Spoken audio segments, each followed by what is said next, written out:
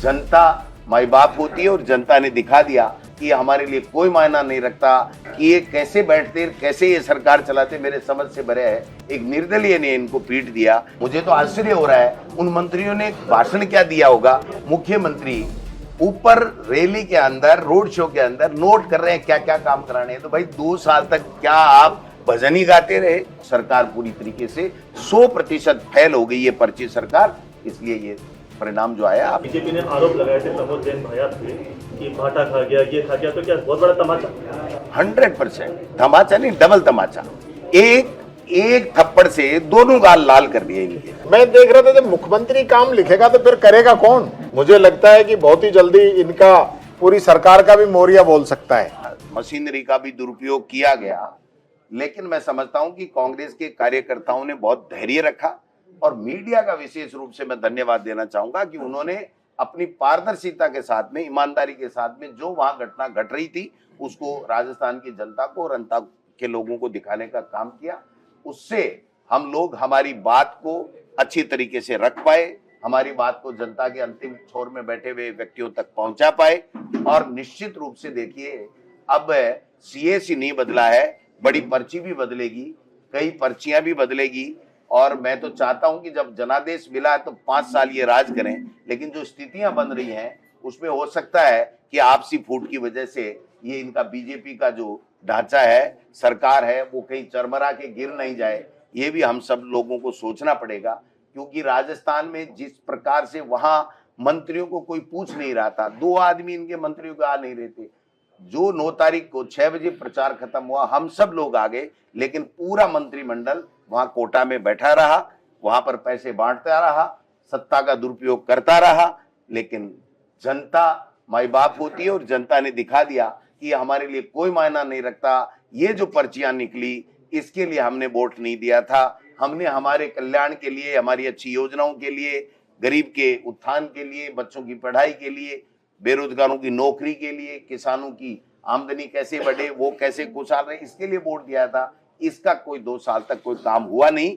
इसलिए पूरी तरीके से ये पर्ची सरकार फेल हुई है और बीजेपी की जो फूट थी वो उजागर हो गई है। और 120 मायना क्या रखता है, वरना तो इतनी फजीत होती कि ये कैसे बैठते, कैसे ये सरकार चलाते, मेरे समझ से भरे है। एक निर्दलीय ने इनको पीट दिया, इससे ज्यादा इनकी दुर्गति कोई हो नहीं सकती। मैं तो मेरे कांग्रेस कार्यकर्ता, जो हमारे राहुल गांधी जी और खड़गे साहब की नीतियों को, कांग्रेस पार्टी की नीतियों को जन जन तक पहुंचाने में कामयाब रहे। हमारे पूर्व सरकार की योजनाओं को, जो अच्छी योजनाएं थी उनके बारे में लोगों तक पहुंचाने में हम लोग कामयाब रहे। 6 दिन तक जूली साहब एक एक गांव ढाणी ढाणी गए। हम लोगों ने जितनी मेहनत कर सकते थे किया, लेकिन अंततः वोट अंता की जनता का था, उन्होंने फैसला कर दिया। इस माहौल में इस तरीके से बीजेपी सत्ता का दुरुपयोग करे, मुख्यमंत्री 2 बार जाए और वहां जाकर के अनर्गल भाषण दे, और कई और नेता भी गए, वो सब जाने के बाद में जो दुष्प्रचार उनको करना था, जितना प्रक्षेपण उन्होंने कांग्रेस प्रत्याशी और कांग्रेस पार्टी का खराब करने की चेष्टा की, उतना ही वोट हमारा प्रतिशत बढ़ा और जनता में आक्रोश आया कि जो समाज सेवी व्यक्ति है प्रमोद जैन भाया, उसको ये लोग बदनाम कर रहे हैं। जो व्यक्ति सबके बीच में सहज सुलभ है और सबके लिए काम करता है, उसके लिए इस तरीके की जो दुर्भावना पूर्वक अपनी राजनीतिक रोटियां सेकने के लिए ये लोग बात कर रहे हैं। अब मैं समझता हूं कि शायद बीजेपी को अकल आएगी और दोबारा कोई अपने धनबल से दूसरा डमी कैंडिडेट ला करके अपनी ही पैरों पे कुल्हाड़ी मारने का काम नहीं करेगी। बाकी उनका अपना विवेक है, वो क्या करेंगे। लेकिन राजस्थान की जनता ने ये साबित कर दिया कि हमें काम चाहिए, हमें विकास चाहिए, हमें लोगों का कल्याण चाहिए, हमें शांति चाहिए, हमें यहाँ पर गुंडागर्दी, बदमाशी ये नहीं चाहिए। ये जनता ने इस उपचुनाव में साबित कर दिया। कहीं ना कहीं कांग्रेस को फायदा मिला है वोट चोरी के मुद्दे को लेकर। देखिए, निश्चित रूप से वोट चोरी का जो मुद्दा है, और हमारे कार्यकर्ता इस पे सजग हो गए और एक एक वोट को उन्होंने जाकर के टच किया और इनको फर्जी वोट, इन्होंने सत्ता का दुरुपयोग किया, उसका भी डट के मुकाबला किया। वरना हमारी जीत जाती 25,000 के लगभग, अगर ये पैसे नहीं बांटते और ये सत्ता का दुरुपयोग नहीं करते। मंत्रिमंडल पूरा पड़ा रहा, लेकिन मुझे तो आश्चर्य हो रहा है, उन मंत्रियों ने भाषण क्या दिया होगा, जनता को क्या कहा होगा कि हमने 2 साल क्या किया। मुख्यमंत्री ऊपर रैली के अंदर, रोड शो के अंदर नोट कर रहे हैं क्या क्या काम कराने हैं। तो भाई 2 साल तक क्या आप भजन ही गाते रहे, आपने काम नहीं किया।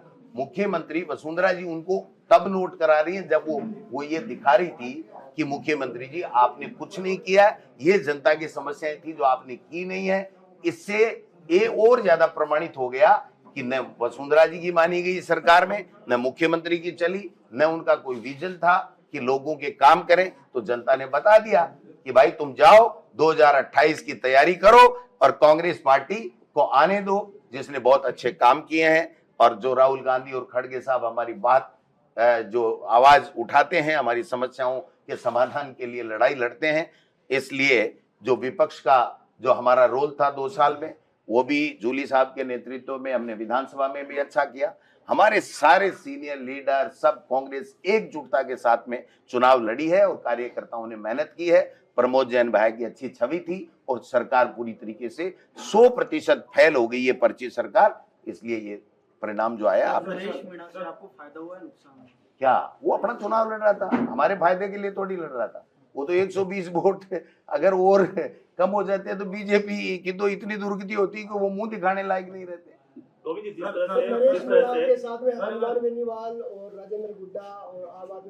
तो सब जगह ही जाते हैं, जाएंगे, उनका भी अधिकार है जाने का, भाषण देने का।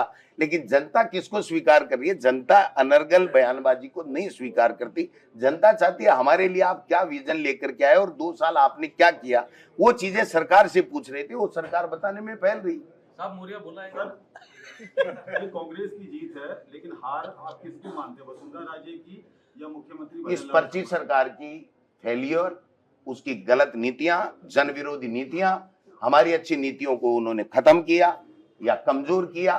तो जनता में आक्रोश था कि ये 5 साल तक जो अच्छे योजनाएं लेकर के कांग्रेस की सरकार लेकर के आई थी, इन्होंने 2 साल में कुछ भी नहीं किया। झूठे भाषण दिए, झूठे आश्वासन दिए, आपस में लड़ते रहे।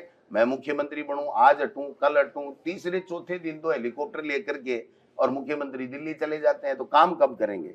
तो ये सारी चीज और जो बोला जाता है उस मोड़ को बीच बीच में लाया जाता है, उसके लिए क्या होगा? कोई बात। जिस तरह से बीजेपी ने आरोप लगाए थे प्रमोद जैन भैया पे कि भाटा खा गया, ये खा गया, तो क्या बहुत बड़ा तमाचा?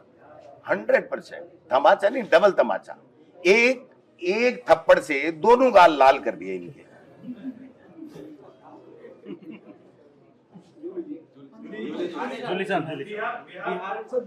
देखिए, गाँव का दौरा किया आपने, 5 दिन मारे, 5 से 6 दिन दलित वोटों को साधने का काम किया।